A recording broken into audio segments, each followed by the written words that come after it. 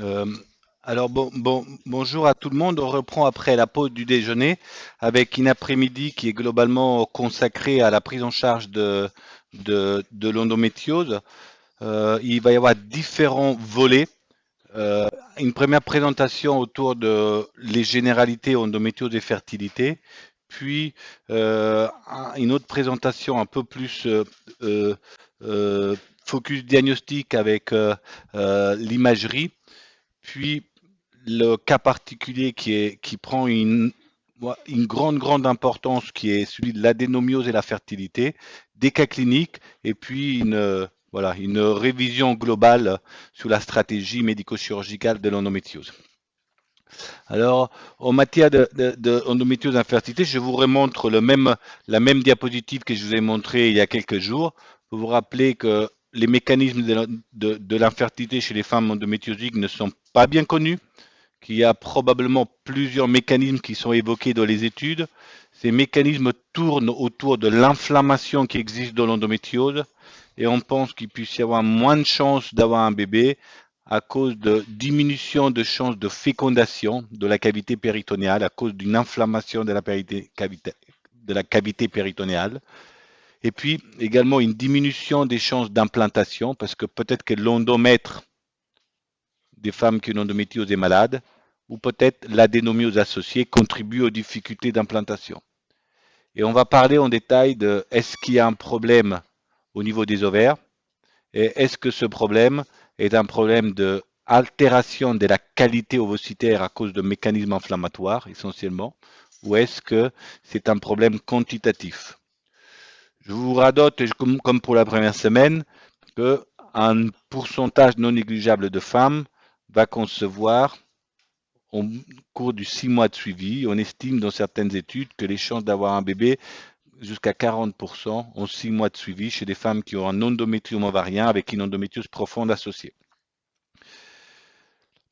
On va discuter à peu près une demi-heure de l'apport de la problématique de l'implantation chez les femmes qui ont une endométriose. On va parler un peu de stratégie chirurgie ou FIV, et puis est-ce qu'il faut opérer avant la FIV, et quelques mots de conclusion. En matière d'implantation, les choses qu'on ne sait pas, c'est est-ce que l'endométriose est associée à une diminution des chances d'avoir un bébé, et ça c'est surtout les modèles de l'assistance médicale à la procréation qui nous permettent de parler comme ça. Est-ce que c'est dû à un problème d'environnement? En gros, est-ce que c'est un problème de endométriome? Est-ce que c'est un problème d'endométriose profonde, d'adénomiose, d'antécédent de chirurgie, de comorbidité qui existe chez les femmes qui ont une endométriose? On a parlé la dernière fois qu'il peut y avoir des associations entre les maladies auto-immunes et l'endométriose. Ou est-ce que c'est un problème, pas de réceptivité endométriale, mais un problème de qualité embryonnaire? Est-ce que l'embryon ne s'accroche pas à cause peut-être une altération de la qualité ovocitaire chez les femmes qui ont une endométriose, en tout cas une altération de la fonction ovocitaire? Et pour répondre à cette question de la fonction, il faut parler de quantité et qualité de la réserve ovarienne. Alors, on va essayer de répondre d'abord à ces questions. Est-ce que ça marche moins bien à cause de problèmes de quantité ou qualité de la réserve ovarienne?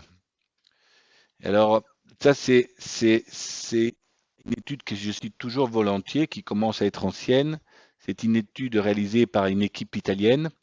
C'est des femmes qui avaient un kyste ovarien d'endométriose, et elles avaient tout un endométriome, et elles avaient dans 75% des cas une endométriose profonde associée, et ils ont suivi les femmes pendant 6 mois. Ils ont suivi les femmes pendant 6 mois parce qu'elles voulaient savoir, enfin les auteurs voulaient savoir si les femmes ovulaient du côté de l'endométriome ou du côté contralatéral, en disant que si j'ovule du côté de l'endométriome, c'est que l'endométriome ne gêne pas l'ovulation. Si j'ovule toujours de l'autre côté, c'est que l'endométriome gêne l'ovulation. Et le message qu'il donne, c'est que les femmes ovulent tant à droite qu'à gauche. C'est pareil, l'endométriome n'influence pas la latéralité de l'ovulation, mais ils s'excusent parce qu'ils ont perdu plus de 40% des femmes de vue pendant l'étude. Et ils ont perdu 40% des femmes de vue pendant les études parce que ces femmes, elles ont été enceintes dans 43% des cas pendant les 6 mois de suivi, avec un endométriome et une endométriose profonde. Et c'est de là que tient ces données de une grande partie des femmes sont enceintes spontanément, même avec une endométriose, et c'était des femmes qui avaient des endométriomes ovariens, qui avaient une taille significative, ce n'étaient pas des tout petits endométriomes, et qui avaient une endométriose profonde associée. Un autre élément qui est intéressant, c'est que quand on regarde la qualité embryonnaire des femmes qui ont une endométriose et qu'on compare les pourcentages d'aneuploïdie embryonnaire, en gros, on en parlera plus la deuxième semaine, mais aux États-Unis, avant de transférer un embryon dans un utérus, ils regardent systématiquement la génétique embryonnaire. Quand ils regardent la génétique embryonnaire, ils ont malheureusement un pourcentage d'embryons anormaux qui augmente de façon impressionnante avec l'âge. Et après 42 ans, quasiment tous les embryons sont anormaux. Et même à moins de 35 ans, on a quasiment 30% des embryons qui sont anormaux. Donc c'est affolant. La grande partie des embryons produits par l'espèce humaine sont génétiquement normaux et ne donneront jamais de bébé. Mais peu importe, ça on discutera plus de la deuxième partie. Le message qui est intéressant, c'est qu'il n'y a pas plus ni moins d'aneuploïdie chez les femmes qui ont une endométriose versus la population générale, quel que soit le groupe d'âge. Donc le message qui est donné, si les embryons ont les mêmes pourcentages d'aneuploïdie qui soient issus d'un ovocyte avec ou sans endométriose, c'est que l'ovocyte est pareil qualitativement au départ. Donc d'un côté, les femmes sont enceintes spontanément, donc la qualité a priori est bonne. D'un côté, les embryons n'ont pas plus d'anomalies, donc a priori la qualité est bonne. Et puis, dernier message issu d'un papier publié l'année dernière du registre anglo-saxonne.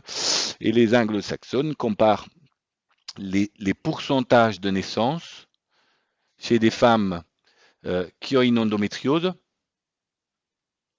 qu'elles soient réceveuses d'ovocytes issus du don ou avec leurs propres ovocytes, les chances sont pareilles. Ça veut dire que les ovocytes d'une femme qui a une endométriose donnent autant de chances de bébé que les ovocytes d'une autre femme. Donc c'est que c'est pareil. Et la conclusion, c'est qu'il y a petit ou pas d'effet de l'ovocyte, de la qualité ovocytaire. En ce qui concerne la quantité, c'est toute une autre histoire. Quand on regarde l'AMH, l'AMH, on vous en a parlé, c'est un des marqueurs qui permet le plus d'évaluer la réserve enfin, qui permet le mieux d'évaluer la quantité de la réserve ovarienne. Quand on regarde ces données, on s'aperçoit que les femmes qui ont une endométriose qui a déjà été opérée, malheureusement, vous ne voyez pas la deuxième barre des histogrammes parce qu'elle est trop claire. Elle est là.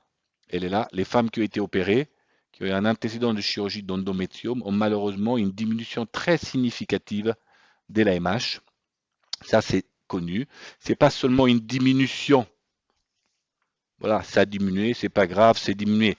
Mais ça a diminué, mais l'ovaire fonctionne quand même bien. Mathilde a publié un travail très intéressant dans lequel elle a montré que ces femmes qui ont une diminution de la réserve ovarienne due à une chirurgie des endométriomes ont 2,5 fois plus de risque de ne pas répondre en FIV. Donc c'est pas banal de diminuer la MH de ces femmes parce que elles vont avoir une mauvaise réponse en fécondation in vitro, et qui dit mauvaise réponse en fécondation in vitro dit beaucoup moins de chances d'avoir un bébé.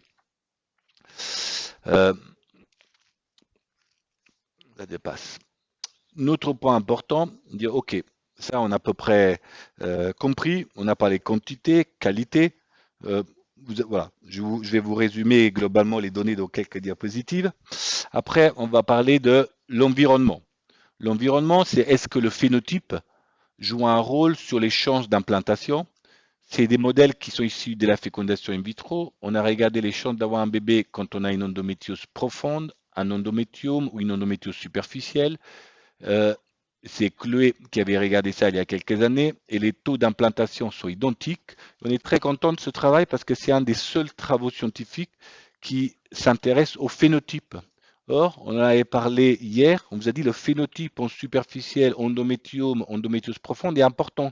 Il y a des travaux qui font stade 1, 2, 3, 4, mais ça n'a pas de pertinence clinique.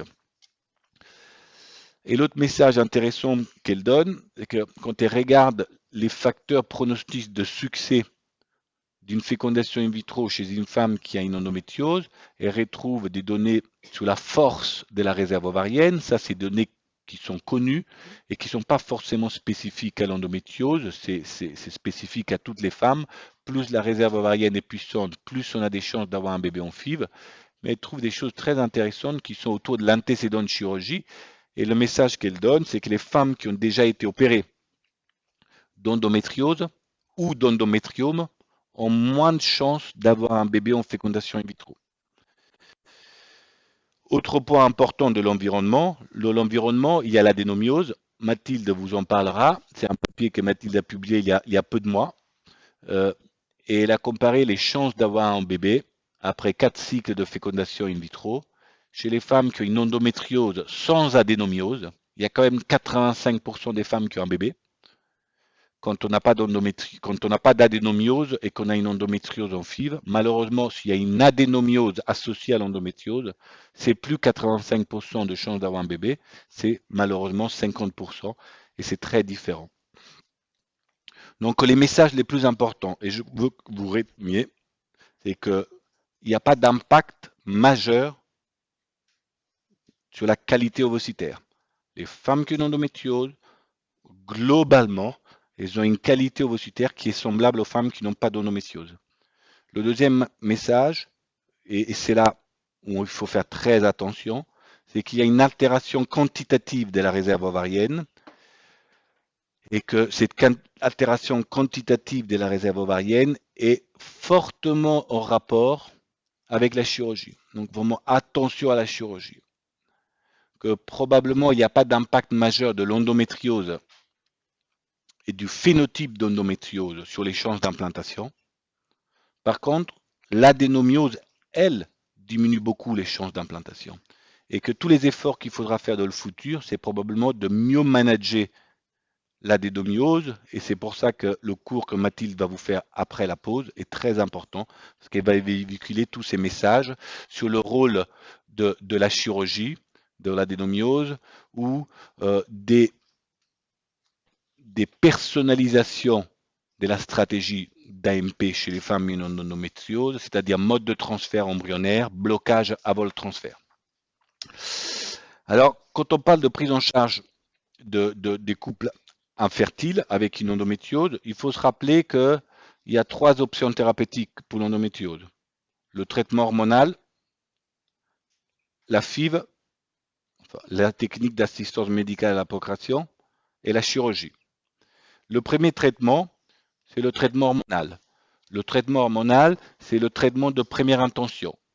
Le traitement de première intention est très efficace pour soulager les douleurs. Il est très efficace pour, deuxième indication, prévenir le risque de récidive après la chirurgie. Si vous opérez une patiente qui ne veut pas de bébé, il faut lui donner une pilule obligatoire. Ça permet de prévenir le risque de récidive. Donc, 2 indications du traitement hormonal, soulager les douleurs, prévenir le risque de récidive. Par contre, malheureusement, ce traitement hormonal, c'est un traitement dit antigonadotrope, qu'il s'agisse de pilules estroprogestatives, progestatives, analogues, agonistes, le décapeptile, antagonistes qui maintenant arrivent en péros sur le marché. Ils sont tous pareils, ils sont tous contraceptifs. Donc si vous donnez un contraceptif à une femme qui veut un bébé, ça va être compliqué là. Donc je crois que ça ne fonctionne pas. Et en fait, quand on dit que ça ne fonctionne pas, on dit qu'il n'y a pas d'effet, il n'y a pas d'évidence d'un effet de rebond de fertilité à l'arrêt du traitement. Ça veut dire j'ai une femme qui a une endométriose, je lui donne une pilule 6 mois pour calmer l'endométriose, j'arrête la pilule, elle est enceinte. Non, ça ne fait que retarder la prise en charge. Donc, il faut être très clair, la pilule soulage les douleurs, la pilule évite le risque de récidive, et vous allez la voir, la pilule a une 3e indication, et c'est là où ça devient une affaire d'experts, parce qu'il n'y a pas de consensus autour de ce 3e point. La pilule devient une aide pour les femmes infertiles, dans le sens qu'une femme infertile et qui est très douloureuse, si on ne lui donne pas de pilule, on ne peut pas l'aider avec l'assistance médicale à la procréation parce qu'elle est trop douloureuse et donc on est obligé de l'opérer. Si on lui donne une pilule et qu'elle est soulagée, on peut faire une assistance médicale à la procréation. Donc la pilule a l'intérêt au néoadjuvant pour permettre à les patientes qui le souhaitent de changer d'orientation entre la chirurgie et l'AMP et on va y revenir dessus dans un algorithme en conclusion. La pilule de l'endométriose, ce n'est pas un traitement minute. Ce n'est pas un traitement minute. Ça veut dire que c'est pas je donne la pilule, au bout d'un cycle, ça marche mieux. Quand vous regardez les études qui ont été faites sur un progestif, le Dinogest, peu importe lequel, quand on donne le Dinogest, au bout de 4 semaines, par rapport à la population placebo, les scores moyens de douleur diminuent, mais ce n'est pas si impressionnant que ça comme diminution. La diminution, vous allez la voir apparaître au bout de plusieurs semaines de traitement. Et en fait, c'est une étude qui a été prolongée jusqu'à plus d'un an de traitement, et c'est au bout de 3 à 6 mois qu'on a le plus d'efficacité. Donc, le traitement hormonal, c'est un traitement intéressant, très efficace pour soulager les douleurs, mais ce n'est pas un traitement minute, ça ne fonctionne pas au bout de 4 semaines, on l'évalue au bout de minimum 3 à 6 mois. Parce qu'il faut imaginer que de l'endométriose, ce qui fait mal, c'est l'inflammation qui est de les lésions ectopiques. Et la lésion ectopique, tous les mois, elle fait quoi? Elle pousse et elle saigne, comme l'utérus qui pousse et saigne et évacue le sang.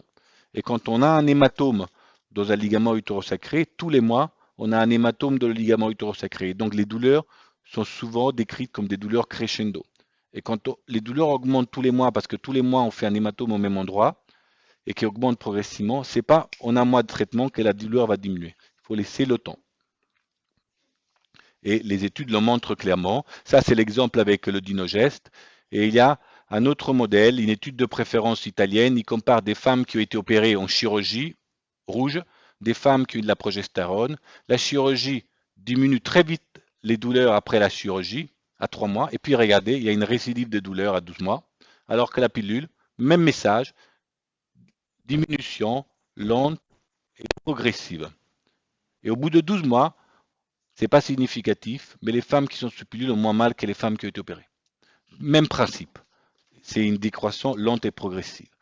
En AMP, on a dit malheureusement ça n'a pas de place, donc toute la dualité se fait entre la chirurgie et la FIV. La chirurgie fonctionne.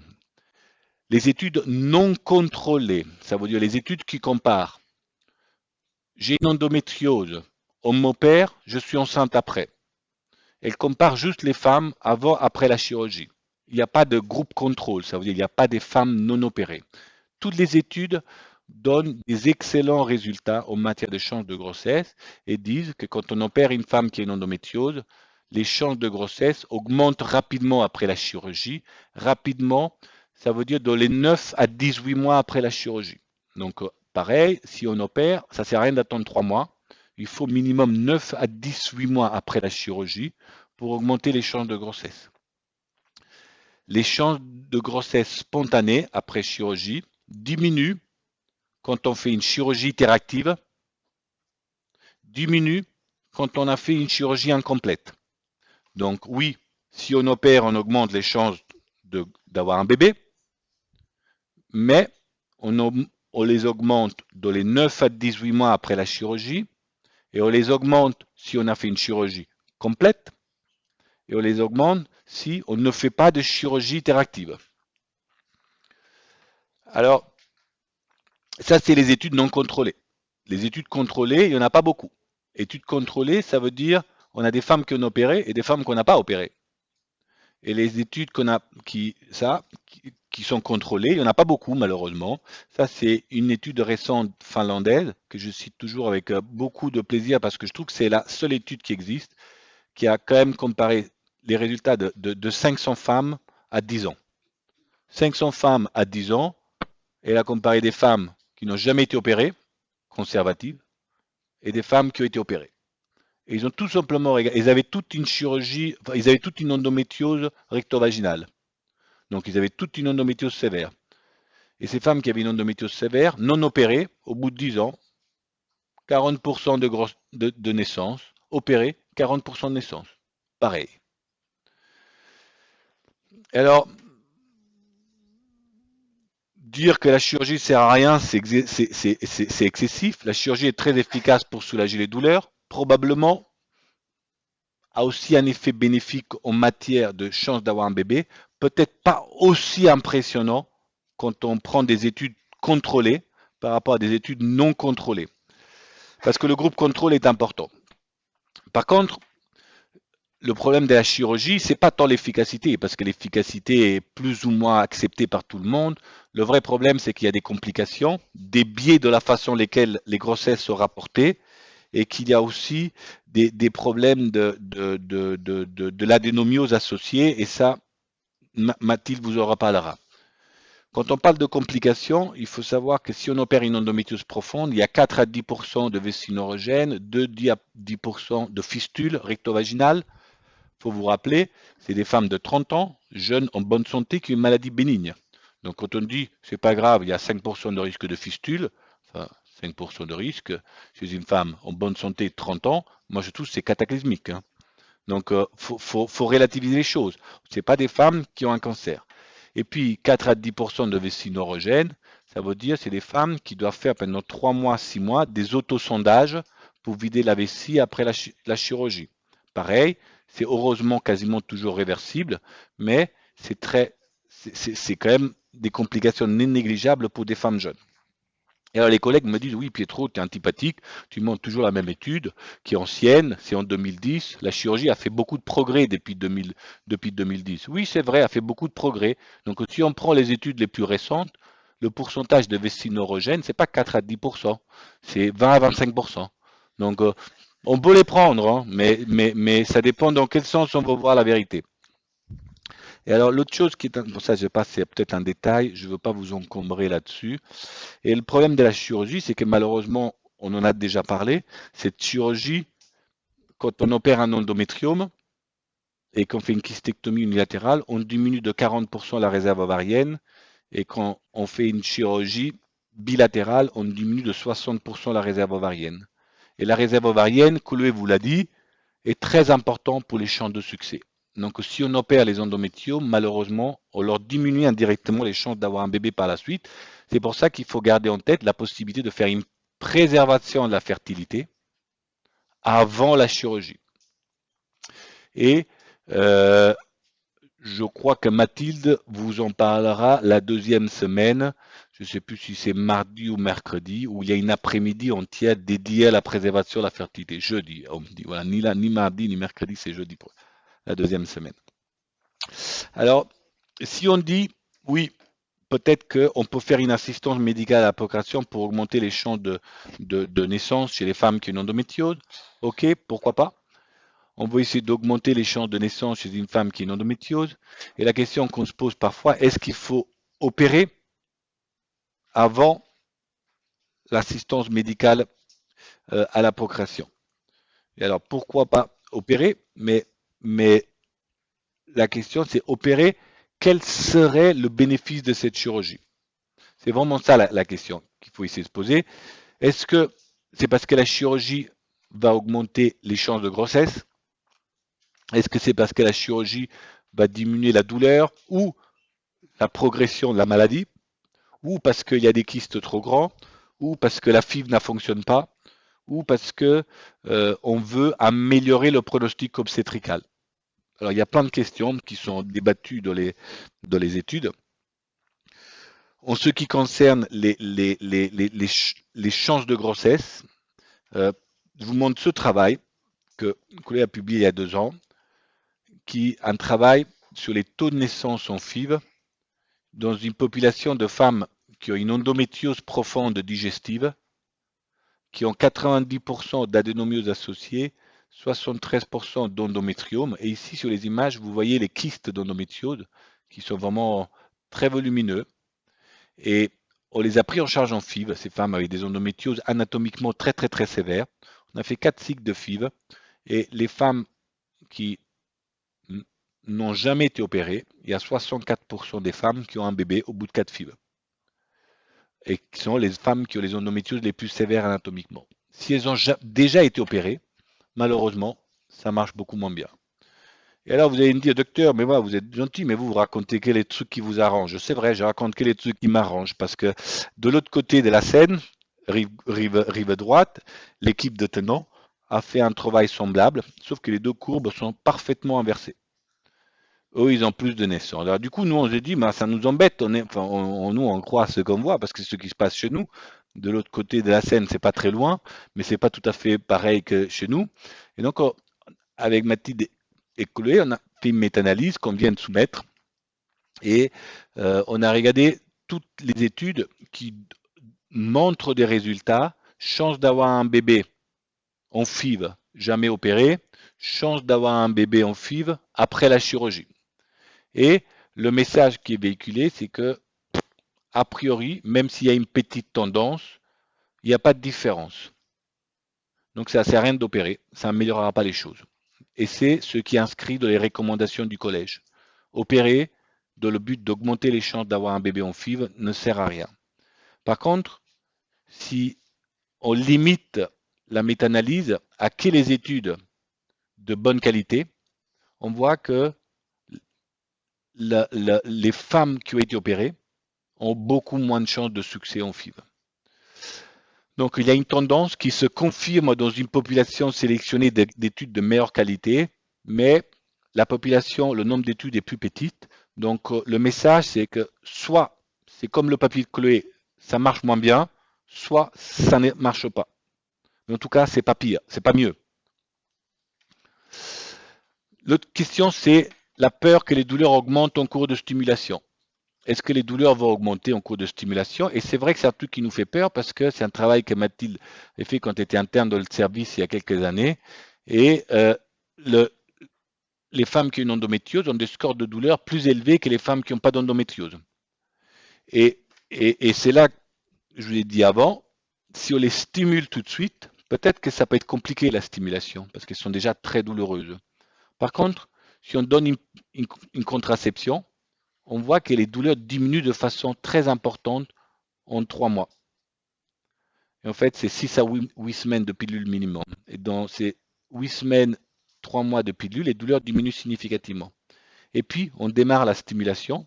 Et quand on vous stimule, le delta, l'évolution des douleurs est identique chez les femmes qui ont l'endométriose et les femmes qui n'ont pas d'endométriose. Voir si vous voulez être un peu euh, extrême dans votre raisonnement, vous comparez le point de départ d'une femme qui n'a pas d'endométriose, il est inférieur au point d'arrivée après la ponction. Les femmes qui ont une endométriose, le point de départ à l'arrivée à votre consultation est plus élevé qu'après la FIV. Vous pouvez presque dire que la FIV diminue ses douleurs. Pas comme ça qu'il faut raisonner, c'est absolument pas la FIV qui diminue les douleurs, mais c'est ça, c'est le traitement médical adjuvant, enfin néoadjuvant avant la FIV. L'autre chose qui peut être intéressant, alors c'est plus de la deuxième semaine, c'est voilà, le traitement de la douleur peut être amélioré si vous déclenchez l'ovulation en FIV avec les protocoles dédiés, antagonistes avec déclenchement avec l'agoniste, parce que le déclenchement avec le décapeptyle par rapport à l'ovitrel, ça donne moins de douleur. Et une autre question très différente, je vais passer très vite, c'est est-ce que l'endométriose est une maladie progressive? Est-ce que l'endométriose est une maladie progressive? Et du coup, la crainte, c'est si on fait une FIV, on va faire grandir les lésions d'endométriose parce que l'endométriose est une maladie progressive. Et c'est une question pour laquelle la moitié des médecins, lors des recommandations du collège, étaient pour la progression et l'autre moitié était contre la progression. Et Horace Romo a fait ce travail sur 43 patientes qui a suivi pendant 3 ans et il dit l'endométriose digestive progresse, mais c'est l'histoire du verre à moitié vide, à moitié plein. Il lui dit que ça progresse parce qu'il y a 28% de progression, mais on peut aussi dire qu'il y a 72% où ça régresse ou c'est stable. Il faut voir comment on voit les choses. Donc le plus souvent, c'est stable ou ça régresse. Et la chose qui est importante, c'est que les femmes qui sont sous pilule, il n'y a plus de progression.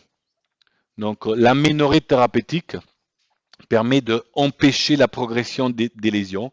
Et donc il n'y a pas de progression chez les femmes qui sont bloquées.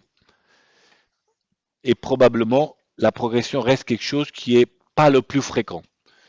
Un autre point intéressant sur cette histoire de progression, c'est un travail qu'Anoledi Milicher avait fait avec Louis Marcelin. Je ne sais pas s'il va vous en parler dans son topo après. Et ils avaient comparé les IRM et la taille des lésions avant et après naissance. J'ai une endométriose digestive, je suis enceinte, je refais une IRM après la naissance. Et ce qu'ils voient, c'est que probablement le blocage dû à la grossesse pendant 9 mois, 12 mois, diminue la taille des lésions de façon significative. Donc, on voit que il y a peu d'éléments en faveur d'une progressivité d'une progression de la maladie. Autre point qui nous inquiète beaucoup, c'est les kystes très volumineux. Les kystes très volumineux, on dit on va jamais pouvoir aller faire la ponction d'ovocytes parce que c'est très gros. Quelle heure ça finit? Là, volumineux, en général, c'est compliqué. Ça, c'est les affaires de taille. Les affaires de taille, c'est toujours compliqué. À partir de quelle taille on considère un kyste volumineux? Il y a des recommandations qui parlent de 4 cm, il y en a d'autres qui parlent de 6 cm. Et ça, c'est un travail que Mathilde vient de publier, voilà, si je peux, il y a 2-3 mois. Et Mathilde a regardé le nombre d'ovocytes récupérés en fonction de la taille des endométriomes, et ça allait jusqu'à des endométriomes de 15-10 cm. Ça, vous voyez, tout ça, c'est des endométriomes de 10 cm, 9 cm. Et le message qu'il véhicule, c'est que en séparant les femmes en fonction de la taille des endométriomes, quelle que soit la taille de l'endométriome, on récupère le même nombre d'ovocytes. Donc, c'est pas parce que l'endométriome est volumineux qu'on récupère moins. Alors, volumineux, ça va ici jusqu'à 15 cm. Avec, voilà, il n'y a pas beaucoup de 15 cm, hein, mais c'est jusqu'à 10 cm. Après, on récupère un bon nombre d'ovocytes, mais est-ce que ça va être facile de récupérer le nombre d'ovocytes? Ça peut être compliqué d'avoir les ovocytes quand l'endométriome est grand. Et ce qui a été fait dans une étude chinoise, ils vident l'endométriome avant la stimulation et ça leur permet de récupérer plus d'ovocytes. Je ne sais pas si on va vraiment récupérer plus d'ovocytes. C'est une étude rétrospective, méthodologiquement potentiellement biaisée. Je ne sais pas si on va récupérer plus d'ovocytes. Néanmoins, c'est intéressant de savoir qu'on peut vider l'endométriome par les voies naturelles quand il est trop grand avant la FIV. J'ai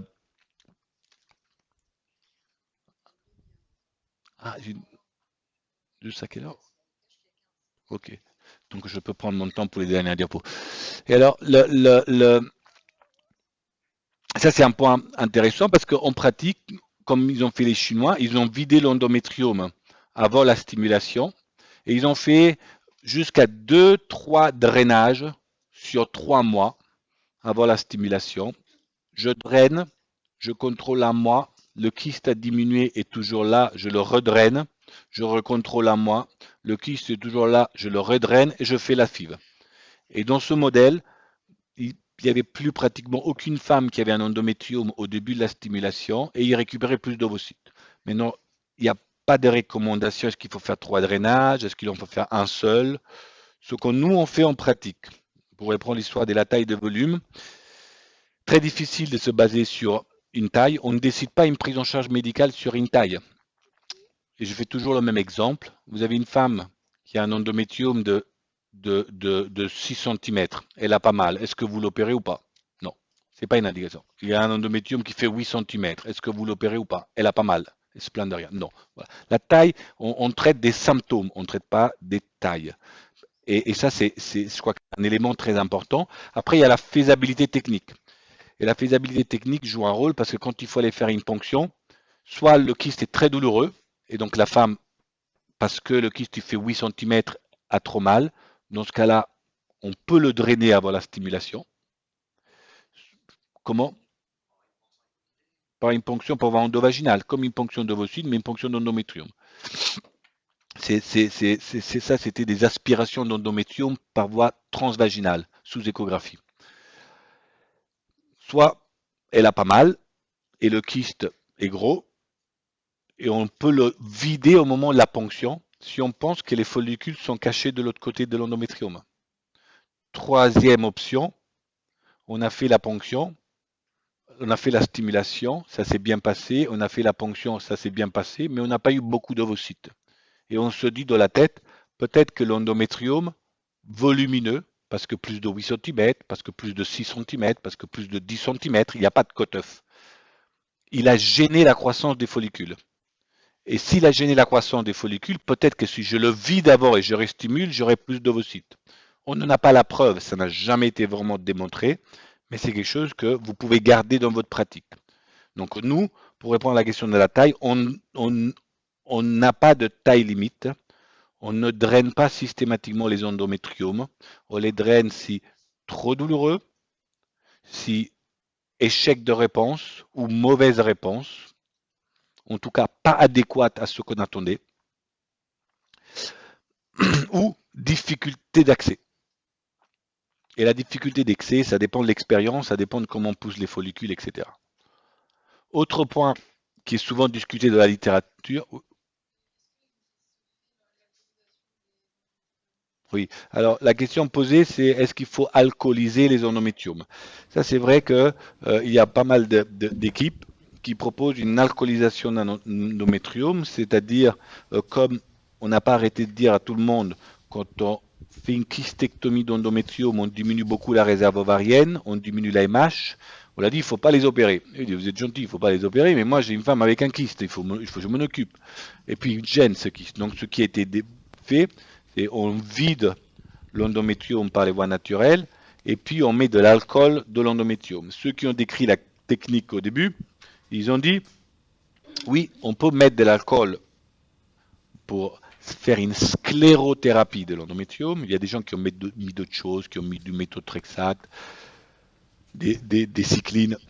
Mais on fait la sclérothérapie, on met 10 minutes d'alcool dans le kyste, ça va brûler le kyste et on va résoudre le problème de l'endométrium. C'est vrai, quand on met de l'alcool, il y a moins de récidives, parce que quand on ne met pas d'alcool, les récidives sont de l'ordre de 70 à 80%. Quand on met l'alcool, c'est entre 30 et 50% de récidives en fonction de la durée d'exposition à l'alcool. Mais les études ne sont pas vraiment intéressées sur l'effet de l'alcool. Il y a quelques études qui commencent à sortir que si on attend trop longtemps avec de l'alcool de l'ovaire, on pourrait diminuer la réserve ovarienne, diminuer la MH. Et puis, le vrai problème, c'est la faisabilité technique. La faisabilité technique, c'est quand on fait une aspiration drainage, on vide l'endométrium et il faut réinjecter de l'alcool dedans. Et le volume injecté dépend de la taille du kyste. Et comme le volume injecté dépend de la taille du kyste et que le volume dépend, c'est l'histoire de R cube là, pour le calcul du volume d'une sphère. Il suffit que ouais, il y a un pi à cube si tu veux, mais le R cube c'est pareil. Et que la taille, le R augmente d'un centimètre, ça veut dire que votre diamètre du kyste passe de 6 à 7 centimètres, ah bah, quand vous faites au cube, le volume est beaucoup plus grand. Et donc, au-delà de 6 centimètres, on ne conseille pas de faire une alcoolisation, sinon le volume qu'il faudrait mettre à l'intérieur est tellement important qu'on mettrait une telle quantité d'alcool qu'en cas de rupture de kyste, l'alcool inonderait la cavité péritonéale et il finirait en coma, en réanimation. Donc, à cause de cette crainte, on ne fait pas d'alcoolisation pour les gros kystes. Et alors la question est, si je vous ai dit que l'histoire de taille n'était pas importante, est-ce que c'est utile d'alcooliser un petit kyste? Est-ce que c'est vraiment pertinent d'alcooliser un kyste de 5 cm, 4 cm? Nous, on ne les voit même plus. Sage-femme, je crois qu'il faut même plus gaffe aux kystes de 4 cm. Et c'est une question, c'est une approche. Tout est faisable. Mais donc ce qui était développé, c'est pour éviter ce risque de rupture accidentelle de l'endométrium en cours de sclérothérapie.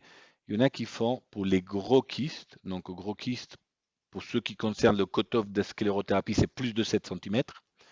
Pour les kystes de plus de 7 cm, ceux qui vont faire une sclérothérapie, il faut une célioscopie. Ils mettent un trocar dans le kyste. Ils mettent une sonde urinaire avec ballonnet et ils font une alcoolisation du kyste sous contrôle célioscopique pour être sûr qu'il n'y ait pas de fuite d'alcool. Et s'il y a une fuite d'alcool, pour intervenir. Je trouve que c'est quand même lourd. Hein. Voilà.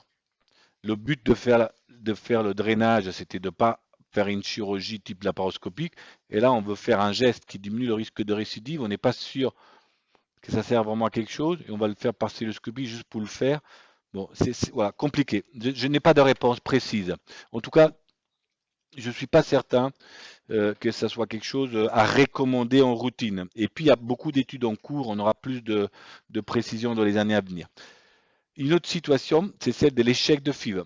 Échec de FIV, ça veut dire j'ai une endométriose, j'ai fait des FIV, ça n'a pas marché. Il y a deux papiers de la littérature, un papier publié par une équipe en Israël et un papier publié par l'équipe de Horace Roman, qui est très bien fait. C'est des femmes qui ont fait 4 FIV, ça n'a pas marché. Ça n'a pas marché et elles ont euh,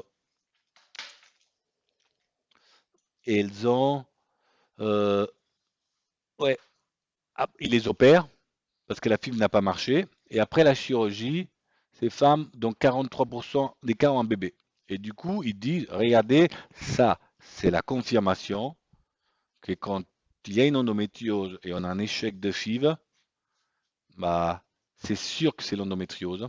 Et le fait que je l'ai opéré et que j'ai 40% de naissance, c'est la confirmation que l'endométriose diminue les chances de naissance en FIV et il faut toutes les opérer. Et en fait, il y a plein de problèmes. Le premier problème, c'est comme les études de départ, il n'y a pas de bras contrôle.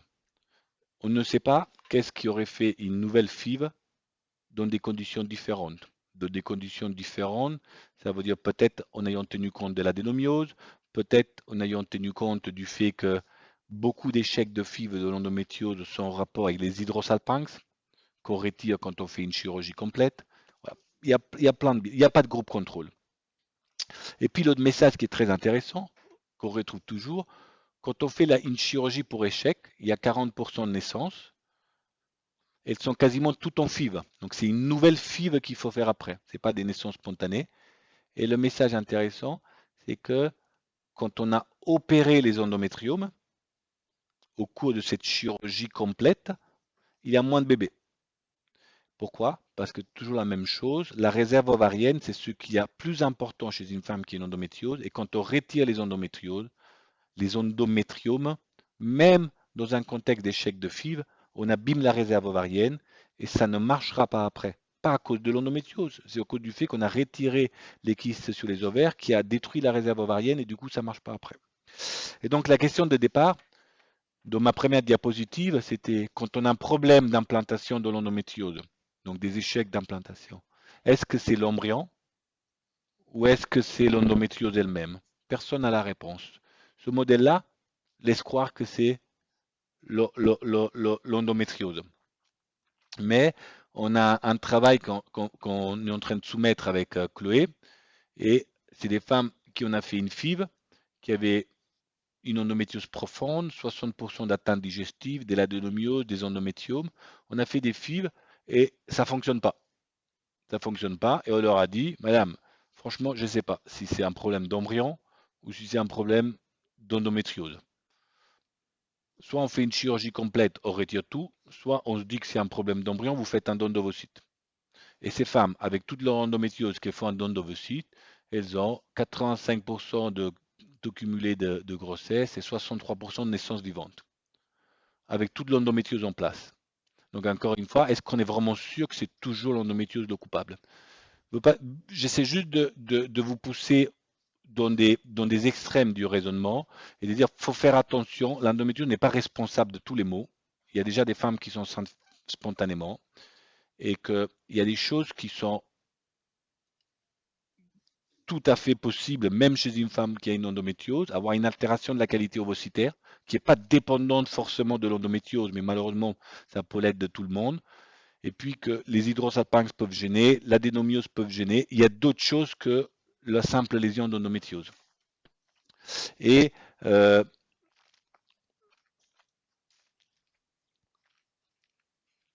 Et ça, c'est à peu près la même chose.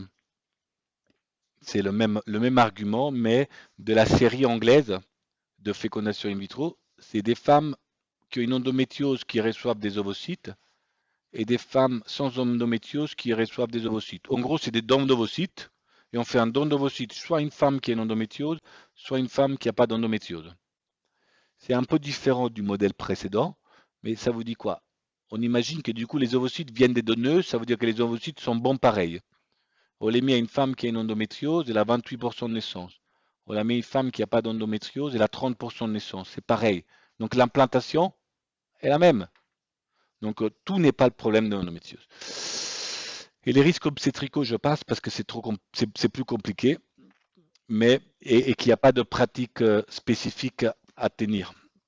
Si ce n'est qu'il y a un petit risque accru de risques obstétricaux chez les femmes qui ont une endométriose, mais ça nécessite une surveillance comme chez tout le monde. En conclusion, les femmes qui ont une endométriose peuvent avoir des difficultés à concevoir. La chirurgie ou l'AMP, les deux fonctionnent. Il n'y en a pas une qui est meilleure que l'autre, les deux fonctionnent. Là où je pense qu'il y a une vraie différence dans les deux approches, c'est que malheureusement, la chirurgie a des risques de complications de l'endométriose profonde, des risques de récidive, des risques d'altération de la réserve ovarienne. Ça, c'est le vrai problème est là, à mon sens. Par contre, l'avantage de la chirurgie, c'est que ça permet de traiter les douleurs. Et ça, c'est remarquable. Ça veut dire quand on est dans une situation où on n'arrive plus à soulager une femme, la chirurgie fonctionne. Donc, c'est une option à tenir en compte. Et avant la chirurgie, on garde en tête préservation de la fertilité si on touche les ovaires. Donc, la meilleure indication de chirurgie dans un contexte d'infertilité, c'est quand les femmes sont toujours douloureuses après traitement hormonal médical. Traitement hormonal qui peut être compliqué parce que quand une femme vient vous voir et elle vous dit, docteur, je veux un bébé, j'ai une endométriose sévère, j'ai tous les mois mal pendant les règles, je suis à 2 doigts d'aller aux urgences tous les mois, et vous lui dites, ah oui, oui, vous inquiétez pas, madame, je vous donne la pilule, elle n'aura pas le 3 mois. La dame, elle vous dit, mais vous êtes complètement con, docteur, vous n'avez pas compris que je veux un bébé, moi. Et, et il faut prendre le temps de lui expliquer le pourquoi. Cette pilule peut lui permettre d'accéder à une stratégie différente. Et ça prend du temps, malheureusement. Mais si vous lui expliquez, beaucoup de femmes qui, au moment des douleurs les plus extrêmes, étaient prêtes à faire une chirurgie parfois compliquée, 3 mois après, elles viennent vous voir et vous diront, docteur, j'ai plus mal. Et docteur, j'ai plus mal, ça veut dire vous pouvez faire une prise en charge en assistance médicale à la procréation. Et alors, pourquoi je vous parle de tout ça, c'est parce qu'on a publié avec M. Chaperon, il vous remontrera probablement les diapositives. On a parlé de l'histoire naturelle de l'endométriose comme en gros le parcours habituel d'une femme qui a un diagnostic d'endométriose avec une chirurgie immédiate, peu de traitement médical et beaucoup de chirurgie interactive. Et je crois qu'il faut changer complètement ça et que la vraie révolution est là-dedans. Et le traitement médical doit avoir plus de place. Et dans certains cas, on fait le diagnostic en imagerie. Anne-Élodie Milcher va vous en parler après. On fait un traitement au long cours. Et parfois, quand elles veulent un enfant, si elles ont pas mal, on peut faire une AMP. Et après, on redonne une pilule. Dans d'autres cas, on peut faire une chirurgie de clôture avec une hystérectomie, un traitement radical à la fin pour résoudre définitivement le problème. Et dans d'autres cas, la chirurgie, on peut la programmer au meilleur moment. Et on vous a dit la chirurgie est efficace pour augmenter les chances de naissance dans les 9 à 18 mois qui suivent et une seule chirurgie si possible. Donc l'idéal, c'est de soulager les douleurs et peut-être opérer les patientes quand elles veulent un bébé. Et si ça ne marche pas, on fait une AMP derrière. Donc essayez de changer ce système de chirurgie, chirurgie, chirurgie. L'autre message important que je voulais dire, on ne traite pas des lésions. Le problème n'est pas la taille de l'endométriome. C'est facile de dire, je sais que c'est pratique de la vie quotidienne de dire, ouais, à partir de quelle taille d'endométriome je vais l'opérer. 6, je l'opère, 5, je ne l'opère pas. Mais j'ai envie de dire, si vous en avez 2 de 4 et vous les mettez ensemble, ça fait 8. Donc vous l'opérez. Et si on a, vous considérez, je ne regarde pas l'autre côté, je regarde qu'un côté, 4, je ne l'opère pas. Et pourtant, techniquement, si vous devez faire une ponction, vous avez 2 boules de 4, ça gêne peut-être plus qu'une boule de 5. Donc voilà, parler sur les tailles, c'est compliqué. Je crois qu'il faut vraiment réfléchir qu'en symptômes et désir de la patiente. C'est la seule chose qui compte. C'est une pathologie bénigne. L'objectif, c'est de s'adapter aux souhaits de la patiente et à ses symptômes. Donc, il faut poser les interrogatoires sur les douleurs et il faut savoir, voilà, où on en est. Est-ce qu'on a un désir de grossesse maintenant, après, une infertilité et les douleurs comme elles sont. Après, le conseil, c'est de faire, et ça c'est toute la difficulté de la prise en charge en MP, c'est qu'il faut faire ça en 3 étapes. La première étape, c'est l'interrogatoire pour bien préciser et caractériser les douleurs, puis un bilan d'extension, parce que ce qui est important de savoir, c'est le phénotype de la maladie. Pourquoi il est important de savoir le phénotype? Si vous voulez faire une FIV à tout le monde, on s'en fout du phénotype.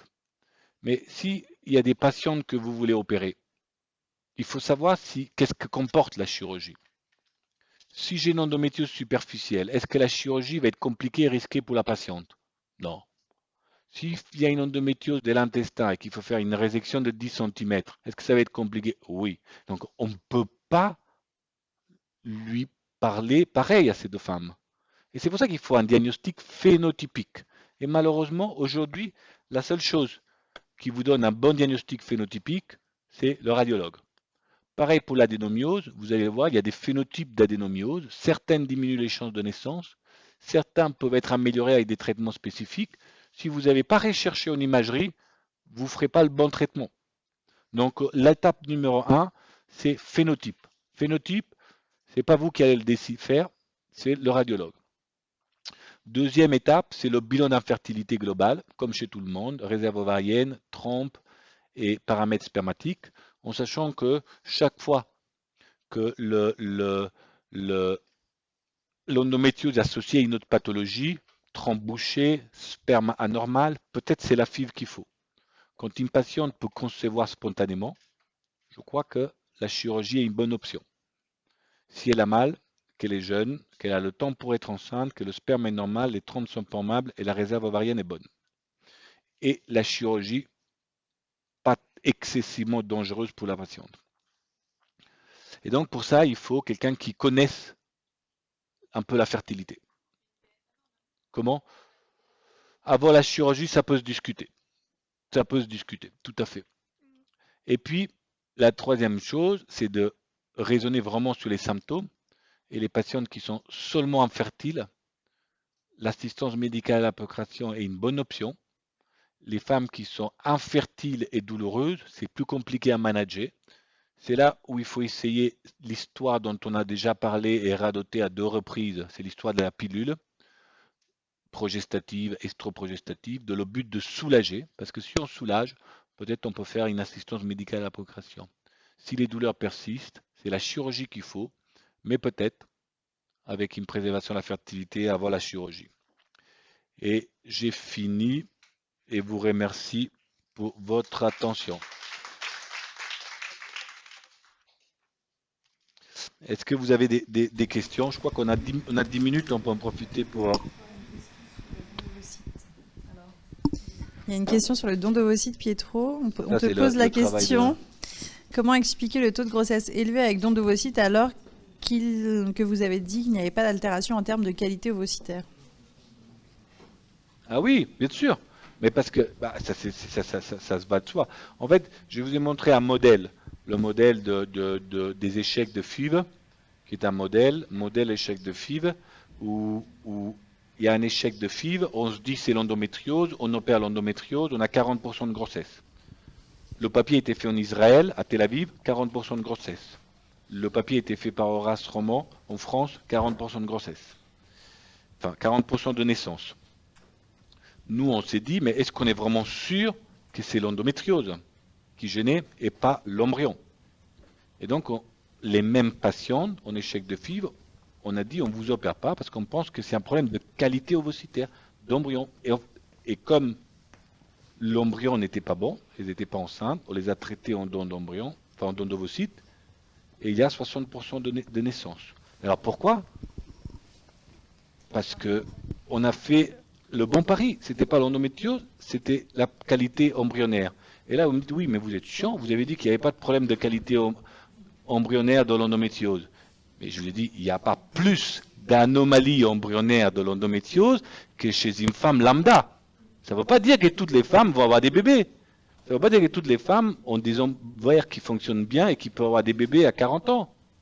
Ça ne veut pas dire ça. Ça veut dire qu'il n'y a pas plus d'anomalies de qualité ovocytaire chez les femmes qui ont une endométriose par rapport à celles qui n'en ont pas.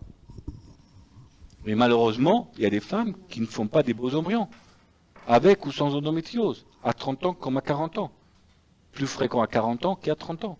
Mais à 30 ans, il y a des femmes qui ont un problème de qualité ovocitaire et on n'arrive pas à obtenir des beaux embryons, des embryons ploïdes. Moi j'ai une J'espère question. avoir répondu à la question. Est-ce que la qualité du traitement médicamenteux ne peut pas elle aussi jouer dans la décision chirurgicale? Parce qu'effectivement, si on arrive à opérer parce que ça marche pas sur le plan médical, douleur, tout ça, c'est peut-être parce que le traitement médicamenteux n'est pas efficace.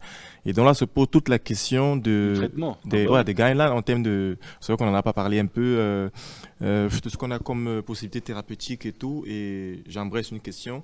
Il n'y a plus de place, c'est vraiment une Ouais. parenthèse, Non, mais pour, vous avez raison. pour le cyclomène du tout. Il n'y a Je plus ne de vous parle place. pas beaucoup du traitement médical, vous avez raison, c'est compliqué de donner trop d'espace au traitement médical à un topo très orienté fertilité, parce que ça devient compliqué. Déjà, je vous en ai donné un peu, vous les avez retenus, c'est bien, mais je ne peux pas faire que de traitement médical dans un topo dédié à la fertilité, mais je ne pouvais pas ne pas vous en parler. Maintenant, il y a différentes stratégies de traitement hormonal, il n'y a aucun papier qui montre qu'un traitement hormonal est supérieur à l'autre. Pilule estroprogestative, pilule progestative, analogue agoniste ou antagoniste péros qui vont arriver sur le marché, tout est pareil. Tout est pareil. Maintenant, il faut faire par palier, il faut savoir jongler avec les traitements hormonaux. En règle générale, les pilules estroprogestatives sont mieux acceptées tant psychologiquement que d'un point de vue effet secondaire. Les progestatifs, notamment le Dinogest, c'est celui c'est devenu pratiquement le seul progestatif prescrit en France avec le Optimizet. C'est aussi des options qui sont intéressantes. L'important, c'est d'essayer d'avoir un traitement qui puisse être pris longtemps. Et pour ça, il faut réussir à diminuer au maximum les effets secondaires. Donc c'est un équilibre entre l'efficacité et les effets secondaires.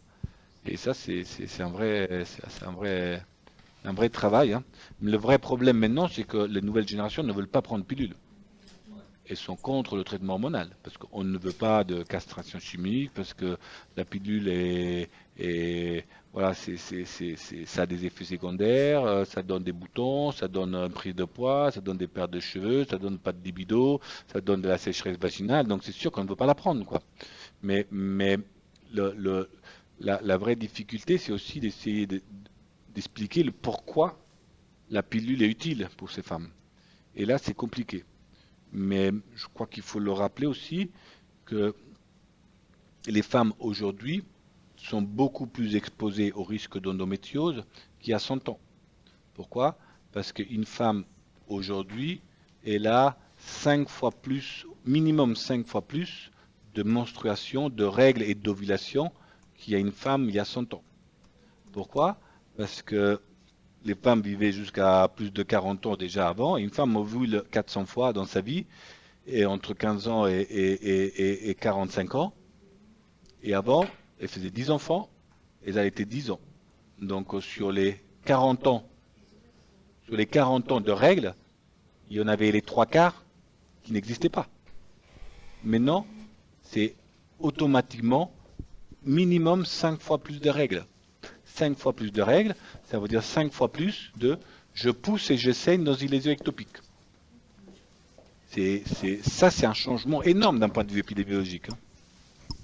Énorme. Et la pilule empêche ça. Mais... Juste une dernière question, si vous voulez. Est-ce que quand on met les adolescentes sous pilule estroprogestative, ça permet de freiner la maladie à l'âge adulte? Comment? Si on met les adolescentes quand ils ont des dysménorrhées très invalidantes au point qu'il y a une indication de les mettre sous pilule, est-ce que ça permet de freiner l'évolution de l'endométriose à l'âge adulte? Il n'y a pas de... Alors ça, c'est une question intéressante. En fait, M. Chaperon avait fait un travail il y a quelques mois, enfin, il y a quelques années, et il avait mis en évidence que les femmes qui avaient une endométriose sévère avaient eu plus souvent une prescription de pilules à l'adolescence pour des endométrioses sévères. Et donc, ce qui a été dit à un moment, il y a une association entre la prescription d'une pilule à l'adolescence et l'endométriose sévère à l'âge adulte. Et les gens ont dit, vous voyez, vous donnez la pilule, l'endométriose devient sévère. Il ne faut pas donner la pilule, c'est mal. En fait, non, pas comme ça que ça marche. C'est que on a donné la pilule à des femmes qui avaient des maladies sévères, et elle avait la maladie sévère, elle garde la maladie sévère. C'est juste que la prise de pilule sélectionne une population de femmes qui avaient une maladie sévère à l'adolescence et qui l'ont jusqu'à l'âge adulte. Donc la pilule n'empêche pas la progression de la maladie. Mais encore une fois, quand on dit la pilule n'empêche pas la progression de la maladie, on a l'impression que la pilule, que l'endométriose est une maladie évolutive. Mais encore une fois, on ne pense pas que ce soit une maladie évolutive. Je vous ai montré quelques éléments à l'heure actuelle, enfin dans les diapos d'avant. Mais Anne-Élodie Milicher, je ne sais pas si elle va vous en parler avant, mais elle a publié un papier le mois dernier dans Fertility Sterility sur son expérience d'IRM chez les femmes qui ont adolescentes, qui ont une endométriose, enfin, qui avaient des dysménorrhées sévères. Dysménorrhées sévères, adolescente, je fais une IRM parce que je suis adolescente, je n'ai pas eu de rapport, donc pas d'écho pelvienne, on fait une IRM. Et ces femmes-là, on retrouve de l'adénomiose, on retrouve de l'endométriose profonde, on retrouve des atteintes digestives et des endométriomes. Et en fait, ce qu'on voit, c'est qu'il y a très peu de lésions 12-14 ans, un peu plus dans les 2-3 années d'après et un peu plus dans les 3 années d'après. Ce qui veut dire qu'il y a quelque chose qui se passe autour de l'adolescence jusqu'à 24 ans où l'endométriose s'installe progressivement. Quand on prend 2 travaux scientifiques et on regarde, ça c'est Mathilde qui est en train de le faire, quand on regarde la prévalence des phénotypes en fonction des âges, mais après, à l'âge adulte, après 25 ans, on voit que la distribution est globalement semblable. Il y a quelque chose qui s'installe, donc peut-être à l'adolescence, et puis ça reste stable au cours du temps. Donc la pilule qu'elles prennent à l'adolescence n'empêche pas l'installation de la maladie. Mais il faut les soulager, c'est le plus important. Une patiente qu'on a opérée du coup avant FIV, en théorie, d'après les études que vous nous avez montrées, il faudrait attendre 18 mois avant la FIV. Ouais. Ça dépend pourquoi on l'a opérée. Si en fait, la chirurgie, je ne l'ai peut-être pas clairement dit, vous avez raison, je ne l'ai pas clairement dit. Quand on opère, le but c'est d'augmenter au maximum les chances de grossesse naturelle. Quand on opère pour la fertilité, vraiment, ça c'est quelque chose d'utile. Si on opère pour augmenter les chances de FIV, on n'y croit pas. Par contre, augmenter les chances de grossesse naturelle, pourquoi pas? Et du coup, pour lui offrir des véritables chances de grossesse naturelle, il faut attendre au moins 9 mois.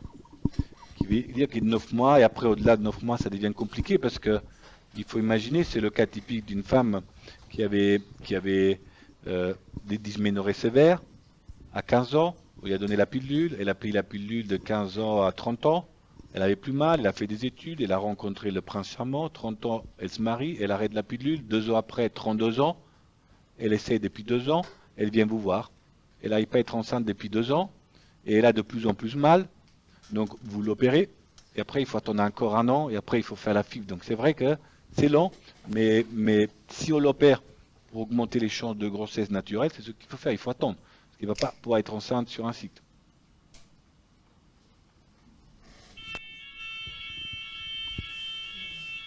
Je vais juste poser une question du chat qui est intéressante. Quand tu draines un endométriome, combien de temps tu attends pour commencer la stimulation? Alors ça c'est intéressant effectivement. L'idée c'est que si vous drainez, j'ai dit, quand on draine sans alcoolisation, les taux de récidive c'est de l'ordre de 70%.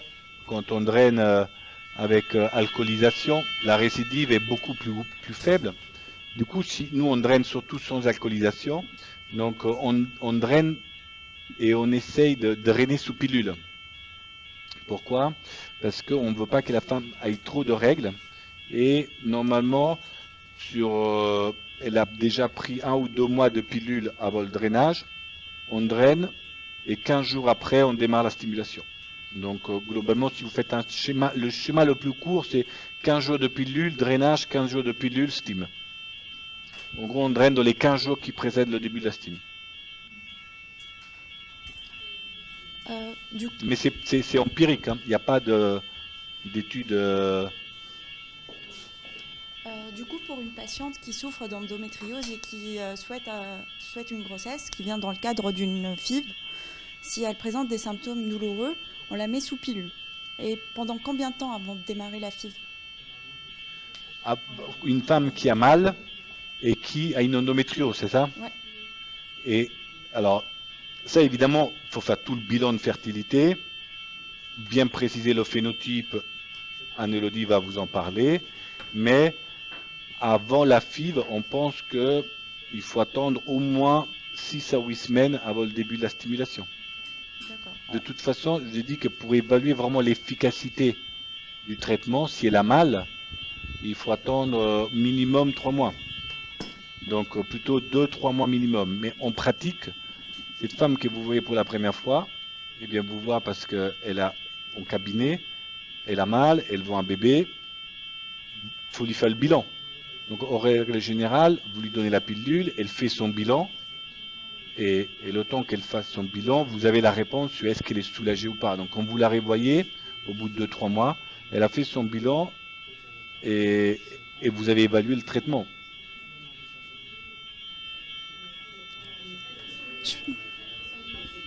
Et alors ça, c'est une excellente précision. Je me suis dit, je leur dis pas.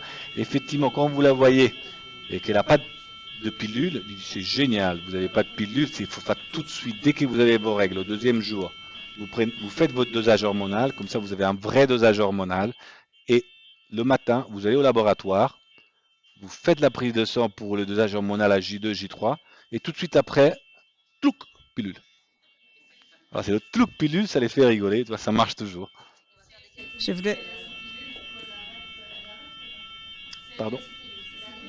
Il faut l'expliquer ça. Moi, j'ai plutôt tendance, ça dépend, mais on a tendance parfois à leur faire, si on a le temps et que si c'est des cas délicats, si elle n'a pas trop mal, si elle n'a pas peur, il faut arrêter un mois. Elle arrête, elle a quelques petites règles, les règles reviennent 4 à 5 semaines après, elle fait le dosage et boum, pilule. Il faut arrêter un mois de plus, mais pas utile. Après, ça dépend si c'était une femme qui était déjà qui n'était pas encore infertile, était sous pilule pour les douleurs. Si elle était sous pilule pour les douleurs, elle arrive à voir et vous dit qu'est-ce que je fais pour être enceinte, docteur? Oui, bah, il faut arrêter et essayer. Et vous en pouvez profiter du coup à ce moment-là pour regarder ces dosages hormonaux.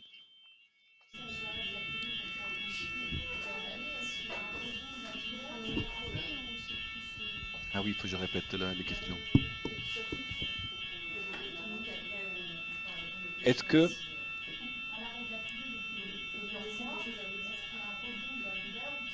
Ah non, ça c'est très intéressant. Je vous ai dit que l'endométriose, tous les mois, on se pousse et saigne au même endroit, donc on a mal progressivement. Ça augmente en marche d'escalier, pas chez tout le monde. Il y a des femmes qui sont asymptomatiques, hein. Mais quand c'est symptomatique, ça augmente comme ça. Quand on donne une pilule, ça ne diminue pas comme ça. Ça va diminuer petit à petit sur 3 à 6 mois. Et si on arrête la pilule, les femmes qui ont été bien soulagées, il faut les rassurer, elles ne vont pas avoir mal au premier cycle, ni au deuxième, ni au troisième. Et donc la recommandation chez une femme qui est sous pilule et qui est douloureuse, et qui a plus mal sous pilule, et qui veut un bébé, vous le dites, il y a 3 options. Vous arrêtez, vous avez mal au bout de 4 mois, vous reprenez la pilule. Vous arrêtez, vous êtes enceinte spontanément, champagne, pas pour vous. Troisième option, c'est vous arrêtez la pilule, ça fait 8 mois, vous avez pas mal, mais vous n'êtes pas enceinte, vous revenez et on vous aide. C'est les 3 consignes à donner pour une femme. Et donc on va continuer.